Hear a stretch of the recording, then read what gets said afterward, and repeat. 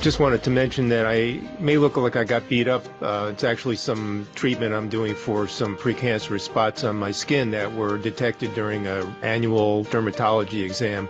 I thought this would be a great opportunity to just remind everybody out there to get checked now, especially if you're over 40 and go to fires. Many people have no symptoms of prostate and other cancers, and cancer will not just go away if you simply ignore it. Depending on your age, your sex, your doctor's recommendations, get your prostate, skin, and lungs checked and schedule your periodic colonoscopy and/or mammography. Take a look at the pictures of your family and get checked for them. Early detection can help get ahead of cancer before it becomes a bigger problem. Make your appointment and get checked now.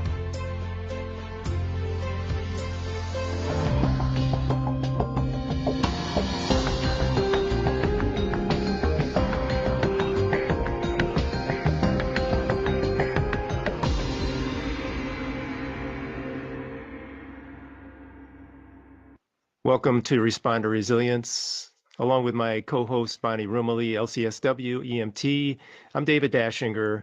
We'll be speaking with Linda Rost, LCSW, and Caryn Czarnecki about the unique perspective and challenges of being a significant other to a first responder. And my colleague Bonnie will be adding her viewpoint as a responder who's married to a civilian. So we invite you to like and subscribe to our YouTube channel, Responder Resilience. We're also on Facebook, Responder Wellness Inc., and Apple Podcasts and bbsradio.com. That's our website where we have all of our past episodes. So we'll be right back to speak with Linda, Bonnie, and Caryn right after this. In this family, more of us die by our own hands than by the hazards of the job. In this family, up to a quarter of 911 dispatchers have symptoms of PTSD. In this family, our mental health and wellness are in crisis, while responders are quietly suffering. In this family, many struggle with job-related stress, burnout, trauma, sleep disruption, substance abuse, and marriage problems. In this family, we can help the helpers with vital information and resources, resilient strategies, and success stories of overcoming the obstacles. In this family, no one is alone. Welcome to Responder Resilience with co-hosts retired Lieutenant David Dashinger, Dr. Stacy Raymond, and Bonnie Rumley, LCSW, EMTB. So we'd like to welcome Linda and Caryn to the show. Just to read a little bit of their background, Linda Rost, LCSW, has been working in the field of psychological trauma for 35 years. She maintains a private practice in Wilton, and she works with adults and adolescents. She's also a certified EMDR therapist, as well as an approved consultant in the same therapy. So she's currently one of the coordinators of the Fairfield County Trauma Response Team, where she provides education, training, treatment for first responders. Caryn is an elementary school teacher. She's been teaching for 26 years at the same elementary school she went to as a child. And for 6 years, she taught first grade, and for the last 20, she's taught second grade. Caryn's husband of 20 years is Kevin. He's a captain in a Connecticut fire department with 34 years of service, 27 career, and 7 as a volunteer. And they met at the fire department 32 years ago. So welcome to Responder Resilience, Caryn and Linda, and nice to see you, Bonnie. So let's start with you, Caryn, because we're just kind of learning about your connection with Kevin. We just kind of talked about how long you've known each other. Can you talk a little bit about the way you met, the circumstances, and how that's kind of led to where you are now? Sure. Everything from the beginning till now is pretty much fire department related. A mutual friend of ours was a volunteer at the time when I met Kevin, who was also a volunteer, and the friend was driving me home, had to stop at the fire department to pick something up. Kevin was there doing his volunteer hours, and we got to talking, and soon the friend was out of the equation. It was just Kevin and I, and the rest is kind of history. And I was 17 years old, and we've been together for 32 years, but married for 20.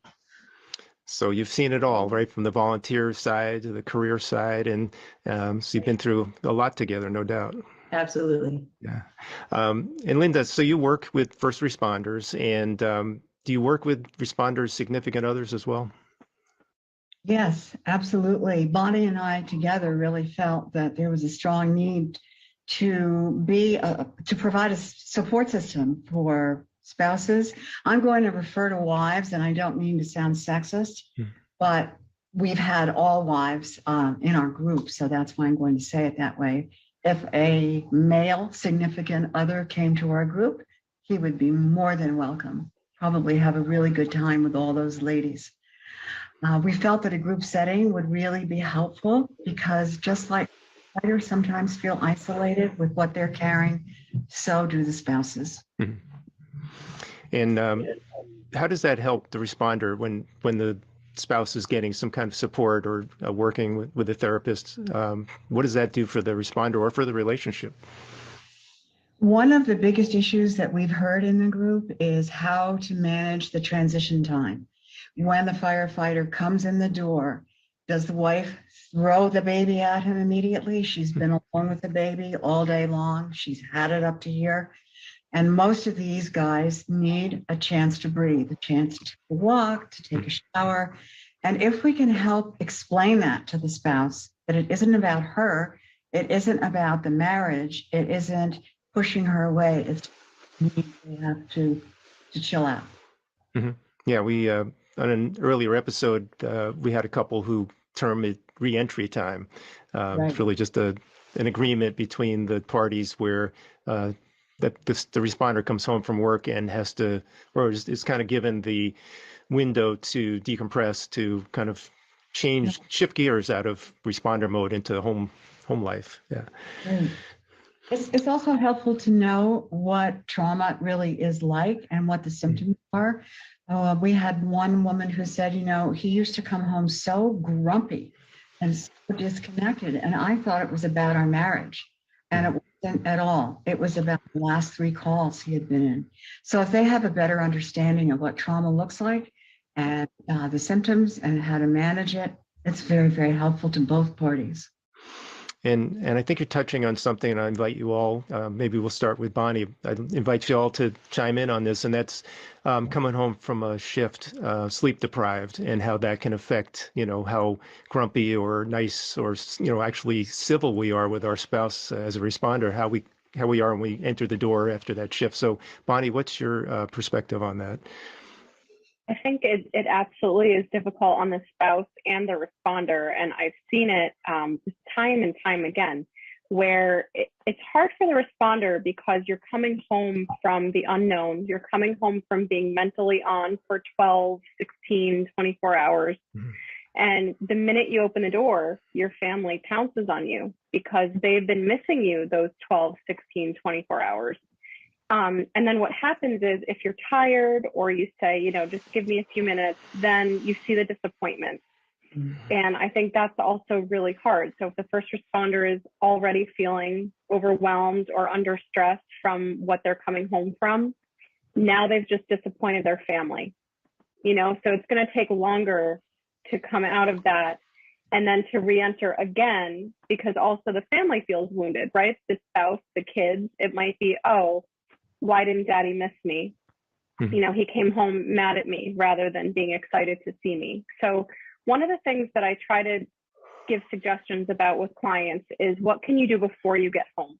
Because I do think it's important to have practices when you get in the door to try to transition or re-enter if you can, but sometimes it's really hard to do that or it just isn't set up that way. So I try to encourage them to do something before getting home, whether it's listening to music or XM comedy station in the car on the way home. Some people will sit and tap in their car before they leave the department, EMDR tapping. So whatever you need to do, I think it can be both before home and at home.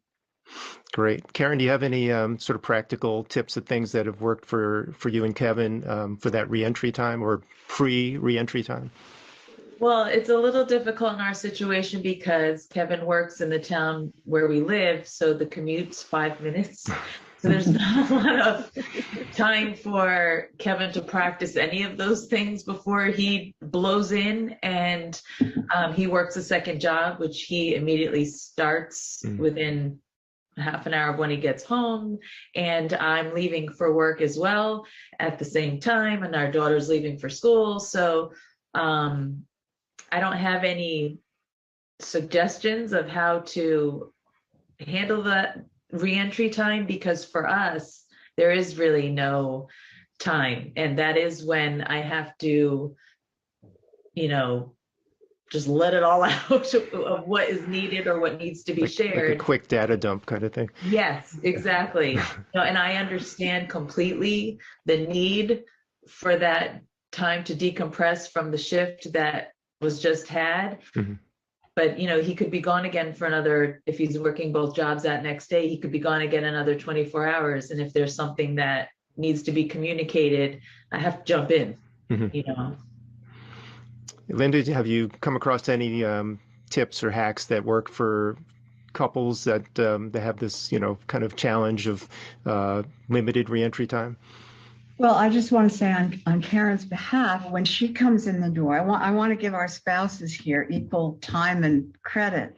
So you need that time as well. And I think for people like Caryn in this situation, they tend to put their spouse first and relegate their needs to the back. And, knowing you as I do, I think that you're that kind of warm, nurturing person who will put other needs first. I think that if you can, again, not at the risk of repeating myself, to have the spouse understand and to be willing to give their husband, wife, whatever, the time to decompress, and then agree to maybe have, if you can, I know you can't always, but you also touched on another very important point, because most of these firefighters have second jobs. So they're under an enormous amount of pressure, as is the family. And so it's a tough row to hoe for everybody, I think, in the family. But I think what works, if you can, to schedule a time when you are going to be by yourselves. If you can have a date night, if you go out Saturday night, maybe it can't be every week, but to just have the time without kids, without phones, and that's hard. I know that's really hard for a first responder, but to the best of your ability, try to unplug. And I think that helps a bit. Is there... I think the other thing that could be helpful is to try to find a little bit of time each day, even when they're on duty. Maybe there's a gap where they're not busy. If you could schedule not just once a week, but maybe try to do a touch point every day. And that way you both feel your needs are met in terms of communication.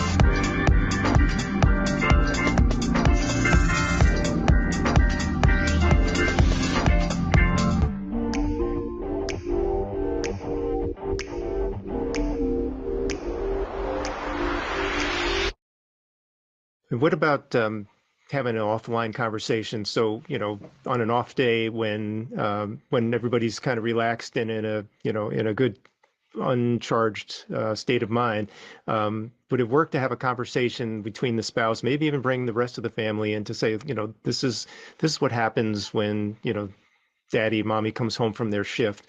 And, we want to kind of have that conversation ahead of time so that everybody's expectations are kind of tempered by reality. Is that something that could be effective? Linda? Yes, I think that's a really important point. Kids need to be brought into it too, so they don't harbor feelings of guilt. Oftentimes the children are told, shh, be quiet, don't say anything, daddy's sleeping, can't wake him up. And it's surprising how many of the first responders and the children of first responders bring that into therapy. So yes, I think that's very important. I think everybody needs to know what to expect during reentry. I wish I had a way of communicating that to my cats. Yeah. Bonnie, any thoughts on that? Do you say something that you've seen used or that you've actually used yourself? Yeah, even for myself, I try to be as open as possible with communication, with my family. And sometimes, even if it has been a particularly difficult day, I will reach out before coming home just to set the expectation of, look, I'm really tired, or today was really, really tough. And I'm really going to need some extra time on my own. And some people need that and some don't. But I have found for myself as an EMT, I do need a little bit of time by myself before I can jump back in. But that's something that I don't think I need to feel guilty about, right? So it's a give and take. But then once I get what I've asked for and what I need, then I need to be able to jump all in and be there for them. Because even though their problems or what they're looking for, it doesn't meet the intensity sometimes that we've been dealing with on a shift, but it doesn't mean it's any less important. Mm-hmm. And Caryn, have you tried sort of having these kind of conversations offline and maybe, coming up with ideas about expectations and reality and how that all kind of can be preset in terms of having a little heads up ahead of time? We have done that where Kevin and I have that discussion, and then I say that I think it'd be a good idea to bring our daughter into the conversation. And, we have like a pre-conversation before we bring our daughter in. And I think it helps also build mutual respect within our little family, because it's just the three of us, and we can share with each other what we need and how it all affects us differently. And, even my daughter coming in from a long day and she's having, time where she's 15 or she's just like, back off, mom and dad, that's something too. Whereas, just one of us, the mom and dad coming in and saying, okay, I need you guys to back off for a little me time. She needs it too. So it's, not just all about dad and him coming home and, things like that. So it's definitely reasonable to have that conversation and beneficial from what we've experienced. Great. I think to bring it back to the idea of the group is really helpful too, because inevitably, no matter how hard you try, there are going to be hurt feelings, there's going to be resentment. And I think that spouses need a place to talk to each other about this with no fear of judgment. Everybody's basically in the same place. Or competition. Yeah, right. And firefighters take up a lot of, no pun intended, they take up a lot of oxygen. They tend to be very dynamic and charismatic. And hello, we're here too. I think that needs to be acknowledged. And, there are often other issues, like you said, competition. We had someone in our group who had to leave her job because her husband got a promotion in another state. And there was a question of, well, whose job really is more important here? That it's helpful to share that with people who are in your shoes. Just as firefighters say, you can't understand what we go through because you're not in our shoes. I would say the same thing for spouses. Those who, most of them I think are really good at compartmentalizing the fear of having their loved one go out on a call. Am I going to see you again? Are you going to come home alive in one piece? I think they're pretty good at dealing with that, but there are other things that arise, including severe hurricanes and storms, and the power goes out, and baby Johnny has a fever of 102 and your husband's not home. And to be able to reach out to a network of people who get that and be able to rely on support, I think is really critical. Fairfield County Trauma Response Team is a nonprofit alliance of mental health professionals dedicated to helping first responders heal from trauma, tragedy, and stress. We help as they manage community crises and the everyday demands of ensuring public health and safety. Established in 2011, FCTRT was formed in response to a call for emotional help from the Stamford Fire Department after a traumatic fatal fire. Less than a year later, the Sandy Hook Elementary School shooting occurred, and members again served the first responder community. Most recently, COVID-19 created a need for our support.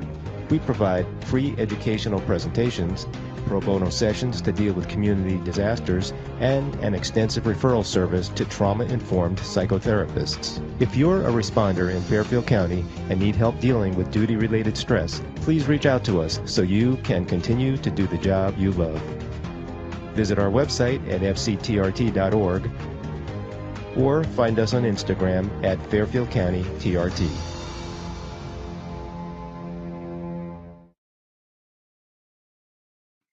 I really give significant others so much credit. I don't think they get enough credit by us as a first responder community, because without you, we wouldn't be able to do our job. And the other piece of it is that you aren't just married to a person, you're married to our profession in a way that I don't think most other professions could really understand or match. And so I think for people to recognize that and to know that it's a lot for their spouse and to really thank them when you have the opportunity is so important.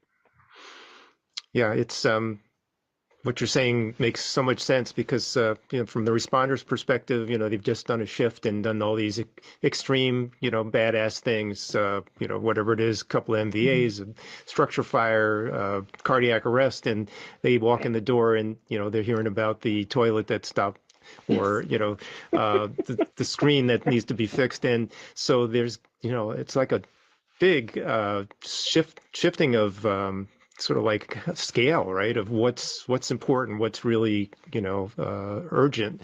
And so we were touching on this, and I'd just like to go a little deeper. Could I just comment on what you just said, David? Absolutely, yeah. And I'm not trying to bash firefighters. I absolutely love firefighters. I've had crushes on them since I was 3 years old, I think. But oftentimes it's not the firefighter who comes home and fixes the broken toilet and has to do all the chores. It's often the spouse, because it has to be done immediately. You can't wait for your spouse to come home. And so you're doing all the scut work a lot of the time. And people look at firefighters the way they look at firefighters, heroes and larger than life. And again, here's the spouse kind of in the shadow oftentimes. And along those lines, so the spouse is also, I'm not sure if they feel obligated to do this, but they may feel obligated to be strong for their responder, to kind of like, give them that emotional support. Mm-hmm. Maybe they're coming home after a rough shift, right? We see a lot of things out there that are, difficult to deal with. And then we're bringing it home with us sometimes. So Caryn, where does this kind of fall in terms of feeling obligated to be strong and, everything's okay, I got it under control, you had a rough shift, I'll handle this stuff. What's that like from your perspective? Well, you're in a relationship, right? So, your partner's in that, and you've decided to be partners in life. And for me, I haven't known anything different. I mean, I met him pursuing, a career in firefighting, and what that meant. I know volunteer hours are a bit different from career hours. So I knew what I was getting into, and, I just learned that way of life, that he's going to be gone for however long. And if, we're living together or we were married or something, I'd be the one at home having to do the tasks and the jobs before children, after, during with children. And that's just a decision you make. And if your relationship is strong enough to handle that, then it just flows, so I hope that answers the question a little bit. Yeah, sure. I think something I've seen, David, as a therapist is just how sometimes the spouse or the significant other will make a choice inside themselves to protect the responder from their issues. So it's not a conscious choice to not share, but I think that there's somewhere in there where they don't want to add to the stress. Mm-hmm.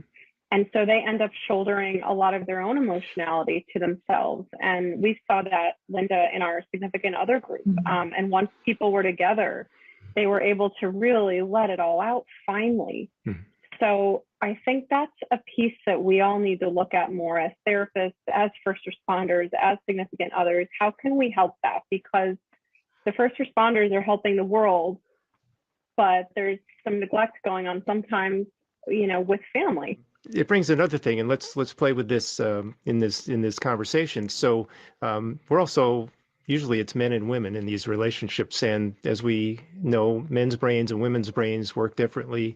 We have different needs and wants and ways of talking about things. So how does that enter into the equation? Like what women want versus what men want, plus the responder spouse relationship.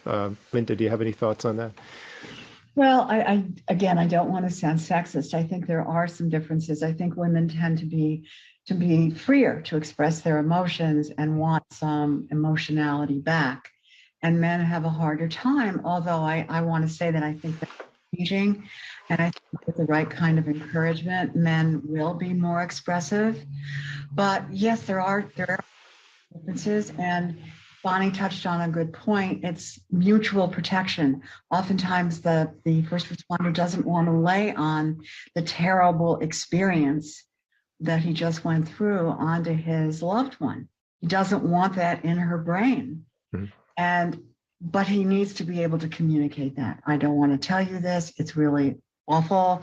I'm going to go debrief with Bonnie. I don't want it. I don't want this on you. But he needs to say that so that it doesn't feel like rejection or being shut out. Caryn, any thoughts?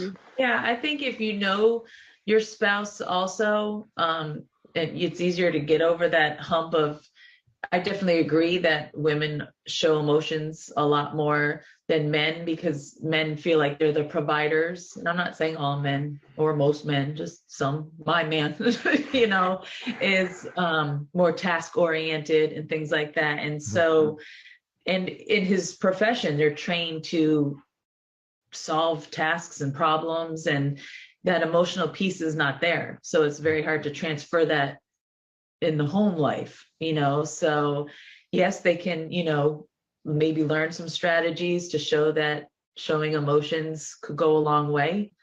I think they do that in the profession with the people that they meet on calls and things like that. And I often wonder, well, can't you show that to me, or at home? Like, you're so soft and empathetic, and you come home and where was that when I was telling you the story of what happened today, so it's tough. But like Bonnie was saying, you just make that decision inward, like, all right, well, that's just how it is. It's not a sign of disrespect, even though it might feel that way. It just is what it is. Our mission at Responder Wellness, Inc. is to subsidize or provide free of charge safety equipment and wellness services to first responders, including police officers, firefighters, EMS personnel, and 911 operators throughout Connecticut. Resources include scholarships to train new EMTs, a responder and veteran-only AA group in Danbury, Connecticut, as well as police vests, a fire and EMS boot program, yoga classes, gym memberships, and T-shirts. The founder of Responder Wellness, Inc. co-leads a peer support group sponsored by Fairfield County Trauma Response Team. Responder Wellness, Inc. is a nonprofit 501c3. Find us on the web at responderwellness.org, on Facebook at Responder Wellness, Inc., or email us responderwellness@gmail.com. Responder Wellness, Inc., putting responders first. The firefighter tends to have two families, whereas the spouse has one family, generally speaking. And there's some competition between the two families. I think what we need to impart to our firefighters is really, unless there are some severe issues present, it's biological family first. Yes, you love the guys and your brothers for the most part, but family comes first. And that sometimes gets shoved aside. Mm-hmm. Yeah, it's a salient point that we talked on this other episode, where at some point the fire career, whatever career, is going to be over, and what is still there when you leave the job is the family, and ideally it's still there, but that's why it's so important to make it a priority for sure. Bonnie, any thoughts on this topic? Yeah, that kind of brings me to thinking about divorce and separation, which is, it's the sad part and the fallout of everything that we're talking about. But I think when the lack of communication is there, or quite frankly, when someone is never home, there's a vacancy there. And if there's an emotional vacancy when they return, then that's going to bleed out into whatever relationship there is. And then the time they do have together can be conflict ridden. And I think that's really, really sad, because no one gets into their relationship and their career and says, okay, I want my career to be the driver and I want my spouse to be in the back seat. I mean, I don't think anyone actively says that, but it's what accidentally happens, right? So if we know that, let's raise awareness with the first responders, with therapists, like how can we intervene now so that you don't end up going down that road? And I think that these conversations are good for that reason. It gets us thinking about it, and what can we do differently? Along those lines, what do you think is the reason EMS has such a high divorce rate? So EMS is very interesting. For a lot of us, we call it the land of the misfit toys, right? So a lot of people who've had difficult childhoods, attachment trauma, maybe medical issues in their family of origin as children, it brings them to EMS. And particularly in EMS, a lot of people tend to be isolative. Maybe they've had multiple relationships that don't work out, or the hours, quite frankly, don't lend themselves sometimes to a healthy, happy relationship. So I think that I don't have statistics to back it up, but police and fire tend to have a little bit more of a family feel. That's not to say that EMS doesn't ever, but we're sort of always that stepchild off to the corner. And I think that translates into the individuals in the profession too at times. I had to pull my wife before we did this show just to get her perspective, being the spouse of first a volunteer responder, and then as I transitioned into the career world, she was the spouse of a career firefighter. And something that she mentioned was so much of our social life revolves around the firehouse and the fire department and the union, and the spouses, I guess maybe willingly or maybe, just because they want to be with their spouse, they get drawn into this whole new world of social connection, parties, events, funerals, promotions, whatever. There's really, it's a pretty active social life just within a fire department. So, Caryn, did you find yourself spending a lot of time with these fire department social events? And if so, was it an easy transition for you? It was easy. My husband's in a smaller department, so there isn't a ton of opportunity to have a lot of the social gatherings. There definitely are some, or were some, more so when the children were younger of the guys in the department. And now that the children are older, there's not, the Christmas party is now like 5 kids where it used to be a good dozen or so, so it was very easy. It was welcoming and fun to see that you could have this other community of people to support you. But I think in the larger departments, it's probably even more, there's more of an opportunity for that. And I would think that people would enjoy that and enjoy not just the social fun aspect of it, but having others around you to feel like that second family, even though I know at times it draws away from the, immediate family. Linda, what do you see in your practice? Is that something that's a positive? No, not necessarily, actually. I think in some of the larger departments, they can be extremely political, and there are factions, there are cliques within the department. I think one of the reasons we had trouble sustaining the spouses group was some of the firefighters felt that their wives would be sitting around and bitching about them and exhibiting their dirty laundry in public, and they didn't want that. They did not encourage their wives to attend. One of our colleagues who's extremely gregarious and just fun-loving is married to someone in a larger department. And she said, after all these years, not one of them is a real friend of mine.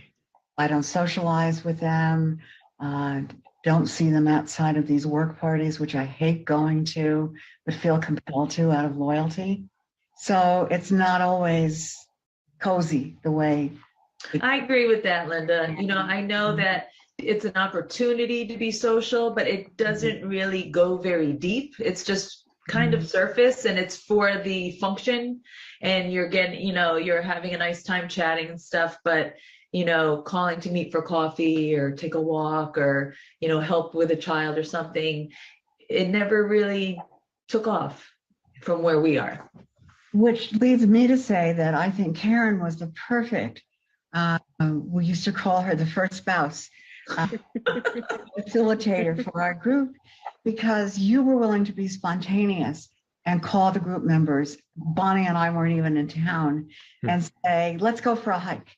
And for whatever reasons, it didn't, but I think that's one of the main points of having a group of supportive people. Let's go out and have some fun.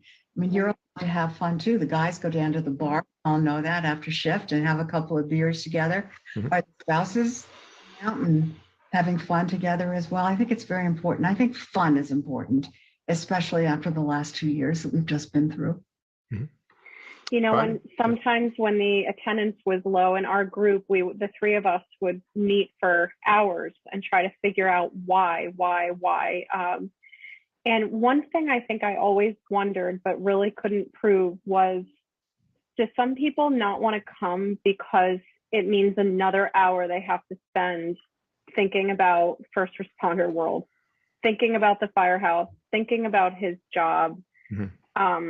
Maybe they don't want their social life to be based on their husband's profession, and maybe there's something to that, because I do think first responders in general, when they socialize, it's with each other, right? When they go to a wedding, it's another fire guy's wedding, right? Yeah.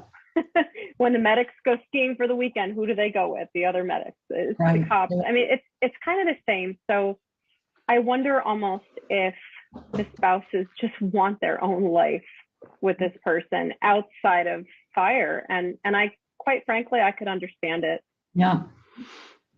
And looking at this from a different perspective, and I think you can all probably speak to this, we're talking probably more about career responders, but then there's a different dynamic with volunteer responders.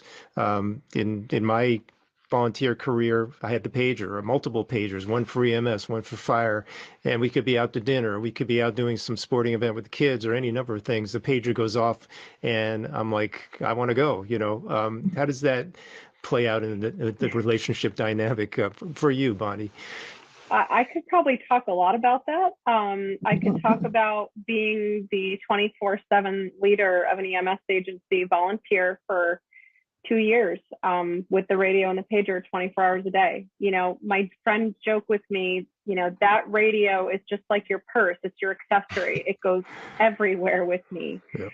And yeah, that's hard for my family sometimes, because sometimes they have to stop talking or stop midstream with something they're doing just so that I can listen to what's happening in case I'm needed. A lot of people can punch in and punch out at work, or a lot of career people, they can stick that radio in the charger and walk out the door. I've got to bring it home. It's next to my bed. I mean, there's really not much of a separation. There are times, where you need to develop good boundaries. That's another part of the discussion that has to happen. Everyone needs a break, right? So maybe there's scheduled time, or you kind of promise your spouse, we're going to have dinner tonight and the radio is going to be in the other room and it's not going to be sitting here right next to my ear. So sometimes you have to be creative, especially for people that are in leadership roles, getting other leaders to listen in so they can kind of give their spouse a break. But that's definitely disruptive to a family, to have this other thing just randomly intrusive all the time. Right. That's the part of it that's like the X factor, the randomness of it, where if you're on shift, you're on shift, you're there to take calls, and you may be called back for some general alarm or some special incident. But as a volunteer, you're pretty much have to be available whenever you can. So, Caryn, what was your experience with this? Did that Well, yeah, it's very similar. And I think it also depends on your level of passion for the job. And my husband's got extreme. So there's a scanner in the car, in the bedroom, in the kitchen, downstairs, you name it, it's there. And it's loud. So, but I think also living in town where he works, he feels more obligated off duty to respond to bigger incidents. I mean, he's not going for every random, automatic alarm or something. Or he knows that it's just right up the hill. He could get there before even, anyone would. Sure. And I appreciate that and I admire that. However, if it's in the middle of a family dinner, which is rare because the three of us are going in different directions, I'll shoot a look like, really? Like, what's, I don't want anyone to, suffer. However, we would be if you left. And sometimes the look like, not right now, works. Other times, like I said before, it is what it is. We carry on, we understand. And, it's not like he's going off to do something fun, where he's putting that in front of us, and we understand that. So it's definitely a reality. The scanners, the, feeling of obligation to respond. Linda, have you found this become a point of friction in relationships? Well, it was a point of friction for me personally. I used to be married to the owner of the scanner at the Wilton Volunteer Ambulance Corps. He was the president of it, and he did the driving. It's a very small group. And I can remember having a really severe attack of sciatica one Saturday evening, and we went to the ER. It was diagnosed, blah, blah, came home with painkillers on the couch. The scanner goes off and he says, "I'll see you later." It is a huge source of friction. And I think you're right. I think when you have it in the town where you live, you feel compelled to go. And if you're, a chief, you feel even more compelled to go. And it's distressing. I'll add in a little aside about my volunteer days. We bought the house next to a firehouse, so you can only imagine what it was like when I would not only hear the tones but see the engine go out, and be very well. All the drills were next door. A lot of parties were next door. So my wife was completely, there was no break for her at all. Like it was like, full on 24/7. I was all in with it, and she was, bless her, she was great about it. But, I'm not sure that every spouse would have been that, that forgiving and that understanding. So, not necessarily a good thing to live next to the firehouse. For you, well, baby. what I want to know is, did you move next to the firehouse, or were you a member already? No, it was, we moved up from New York City, and with a little trepidation bought the house next to the firehouse, thinking, is this going to be, a problem and a nuisance? But I did get, somebody invited me to come to a barbecue, and from there they invited me to a drill, and I just kept saying, well, this is interesting, I'll check it out a little further and a little further. And that's really, my gateway into the whole first responder community. And it turned out to be a wonderful thing. But again, I spent a lot of time as I moved up the ranks, getting more involved as an officer, then having to run drills and put more time into that, and go to meetings, put more time into that. So there's a lot of, offline things that responders get involved with too, if they're becoming more involved as leaders. And that's another piece that maybe you can speak to that, Bonnie, because obviously as a leader, you must go to other meetings and other events that are besides just responding to calls, right? Yeah, it's riding your shift, it's doing the calls, but it's personnel issues, in-house. It's being that face of your agency, or one of the main big faces of your agency. When something happens on a call, interfacing with patients' families, the hospital, any other agency in town. So, you know, there's a lot that goes into it. And even just the trainings and drills, I know they come up all the time, like, oh, go to this weekend away, go to this conference. And that all can be really hard for spouses too, because again, it's this full package that comes with so many accessories. And let's also be honest here, a lot of responders become addicted to it, right? And it becomes everything. So for them to say no is also really hard.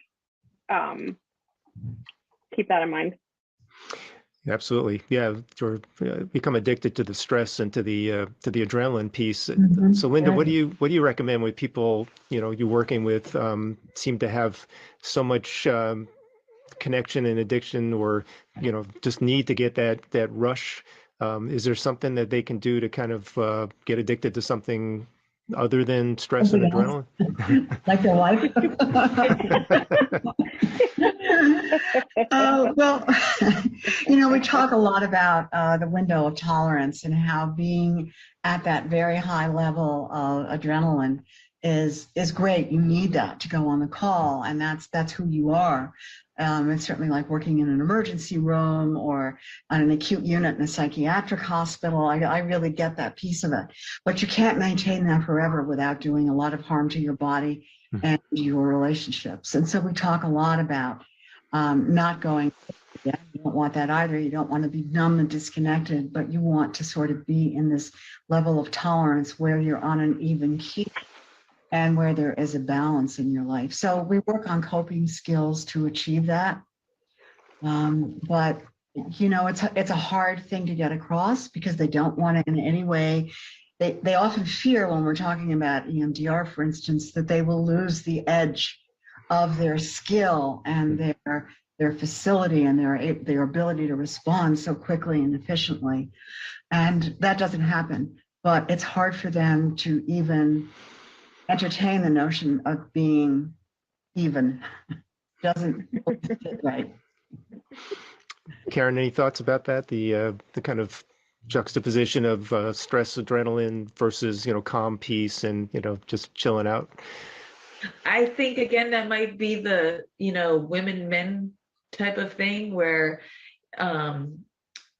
women like adrenaline too, and the rush of something that they're really passionate about, but they're more so like to relax or, you know, chill out time and understand the importance of that, where I think men are just go, go, go. And again, like to the task, to the problem that needs to be solved. And, you know, I'll relax, like Kevin says, I'll sleep when I'm dead, you know, so like, it's a whole different.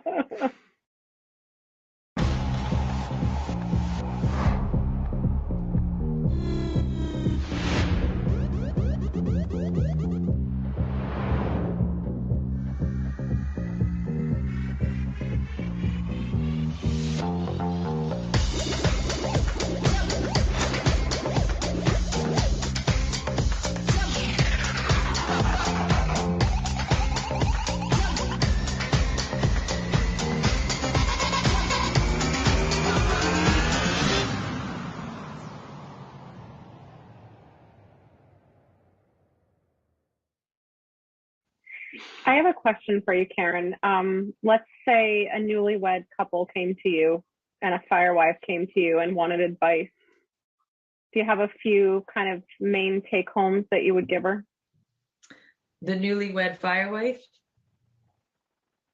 I would probably say what we began talking about before is that it's not a competition of who had the hardest night, you know, when, well, if it's like a 24-hour shift, I'm not sure, you know, what the newlyweds schedule is like, but whenever it is that the spouse comes home, that they're not going to be probably bright-eyed, bushy-tailed, and it's got nothing to do with you, but you've got to have a thick skin and know that and tolerate it as best you can. And there are going to be days where you'll just go off and do your own thing, but there are other days where you'll struggle with it, and that's just the nature of the beast. And again, it's not you, it's just what it is.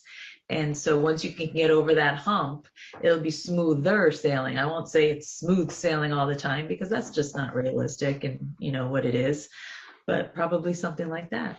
So not to take it personally. Right. As hard as that is, I mean, it's much easier to say than to live it. Absolutely. Yeah. Linda, any thoughts? It's interesting, though, that the wife is often the barometer for when someone really needs to come into treatment. We talked about the level of tolerance when that anxiety, when that adrenaline rush becomes so profound, there is no coming down. That's when we tell the firefighters their bucket is overflowing from all the stress and all the trauma that they've carried. They recognize that they can't pick up the phone and make that call. It's often the wife that makes the call. And I used to be sort of, well, he's got to call me. I don't do that anymore. When the wife calls, it's still a 911 call, and we get that person in right away. I have one more question for you guys, and it's kind of an interesting one. Now, we've been talking about responders and spouses, civilian spouses, but what about the combination of a first responder and another first responder in a relationship, or maybe a first responder and a nurse or someone in the medical field? What are your thoughts about the dynamics? Does it work? Is it something that you'd recommend, or do you know people that are able to do it successfully, Bonnie? Yeah, in fact, I see both, right? I see people who do it really, really well, and then I see people who have extreme challenges or maybe end up divorced because of that. I think that because people are at work a lot, they're more likely to meet a significant other there, right? Let's face the reality of lives. So I wouldn't advise against it. I think it's a natural thing and it's a beautiful thing. I just think that for those couples, they're going to need to really have strong communication. Mm-hmm. And because their schedules will rule their lives so much, I think they have to be very, very diligent and very, very creative about when are we talking and when are we seeing each other and when do we have time to nurture our relationship, because without that, it will get lost with the schedules and it will go away. So I think those couples in particular have to pay special attention to the communication and carve out time for it. Linda, any thoughts? I would agree with what Bonnie said. I've also seen couples who have mastered it. They're like soulmates. I found that a lot with firefighters and nurses. Mm-hmm. Really get it. They understand the emergent nature of the calls and the scheduling difficulties and the exhaustion.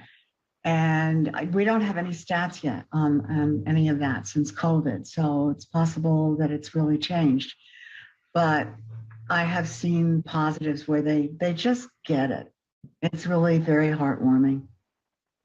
But not to take away from what Bonnie said, because I see that too. Mm-hmm. So as we wrap up, Caryn, any thoughts, anything we didn't speak about that you'd like to add?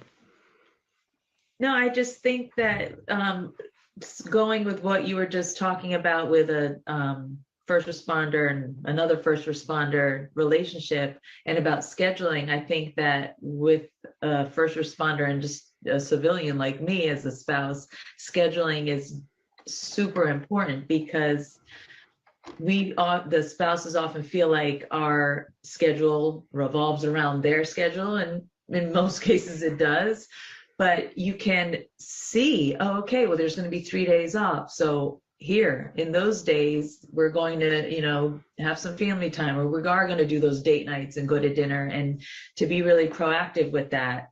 Mm-hmm. And, yes, you feel like you're living by their schedule, but that's okay because you can still schedule in your time and important things that everyone can be involved in. Thank you. And Bonnie, any closing thoughts?